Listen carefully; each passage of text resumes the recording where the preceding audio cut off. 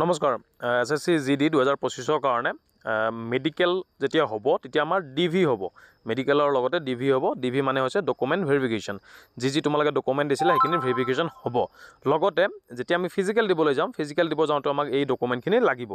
আৰু কি ডকুমেণ্ট লাগিব কেনেকৈ আমি ৰেডি কৰিব লাগিব সেই বিষয়ে দুটামান কথা মই ইয়াতে কৈ দিওঁ অফিচিয়েল নটিফিকেশ্যনৰ পৰা মই চাই কৈ আছোঁ মোৰ নিজৰ মতে কোৱা নাই বহুতে আকৌ প্ৰশ্ন কৰিব পাৰে সেইটো কাৰণে অফিচিয়েল নটিফিকেশ্যনৰ মতে মই ইয়াতে কৈছোঁ ইয়াতে কি লিখা আছে মই ভালকৈ পঢ়ি আছোঁ আৰু কেতিয়া লাগিব কেণ্ডিডেট হু কোৱালিফাই দি PST PET যিসকলে ফিজিকেল ইফিচিয়েঞ্চি টেষ্ট আৰু ফিজিকেল ষ্টেণ্ডাৰ্ড টেষ্ট পাছ কৰিব তেওঁলোকে যেটো ডকুমেণ্ট ভেৰিফিকেশ্যন কৰিব বা মেডিকেল দিবলৈ যাব সেইটো ডিপেণ্ড কৰিব তেওঁৰ মাৰ্কটোৰ ওপৰত কাৰণ সকলো ফিজিকেল কেণ্ডিডেটে মেডিকেল দিবলৈ নাপাবও পাৰে যদি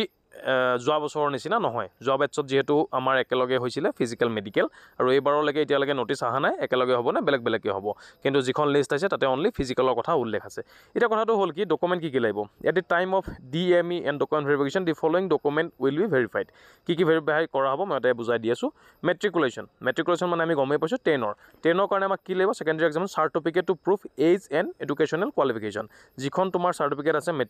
মেট্ৰিক পাছ কৰাৰ 10 পাছ কৰাৰ তোমাৰ যিখন চাৰ্টিফিকেট আছে সেইখনে তোমালোকৰ কি প্ৰুফ কৰিব এজটো প্ৰুফ কৰিব আৰু লগতে তোমাৰ এডুকেশ্যনেল কোৱালিফিকেশ্যন প্ৰুফ কৰিব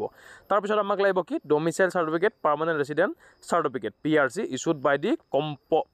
কম্পিটেণ্ট অথৰিটি ইয়াতে আমাক ডমিচাইল চাৰ্টিফিকেটৰ কথা কোৱা হৈছে ডমিচাইলৰ কথাটো মই কালিও কৈছিলোঁ ভিডিঅ'ত ডমিচাইল তোমালোকে অনলাইন বনাব পৰা অফলাইন বনাব পৰা আৰু PRC যিহেতু অসমত দিয়া নহয় এখন দিয়া হয় সেইখন আমাৰ পঢ়িবৰ কাৰণে সেইখনে ইয়াতে কাম নিদিয়ে সেইকাৰণে তোমালোকে ডমিচাইলখন বনাই ল'বা valid NCC certificate if applicable যিসকলৰ NCC আছে তেওঁলোকে নিজৰ NCCখন দিব লাগিব তাৰপিছত আছে certificate from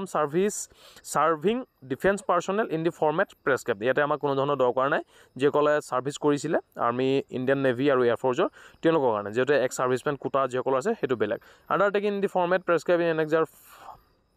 5 from x servicemen candidate সেইখিনি আমাক দৰকাৰ নাই এক্স ছাৰ্ভিচমেনো নহয় আৰু লগতে আমি ডিফেন্স পাৰ্চনো নহয় caste certificate as applicable in the format prescribed in annexure 6 annexure 7 annexure 8 of the notice from candidate seeking reservation বা এজ ৰিলেক্সেশ্যন কাৰ আছে OBC এজ ৰিলেক্সেশ্যন আছে ST সকলৰ আছে SC সকলৰ আছে তেওঁলোকে নিজৰ যিকেইটা ফৰ্মেট দিয়া আছে সেইকেইটা তেওঁলোকে বনাব লাগিব অলৰেডি মই ভিডিঅ' দিছোঁ যদি আৰু ভিডিঅ' লাগে মই তোমালোকক দি দিম certificate from candidate who wish to avail relaxation in height and chest measurement annexure 9 যিখন আছে এইখন আমাক লাগিব যিসকলক হাইট এণ্ড চেষ্টৰ কাৰণে ৰিলেক্সেশ্যন লাগে ইয়াতে মই ফৰ্মেটকেইটা দিছোঁ যিসকলে পোৱা নাই তেওঁলোকে যদি লাগে মোক মেছেজ কৰিলেই হ'ল তাৰপিছত আছে ডিষ্ট্ৰিক্ট কালাৰ district magistrate in respect of dependent applicant right victim এইবিলাক আমাক দৰকাৰ নাই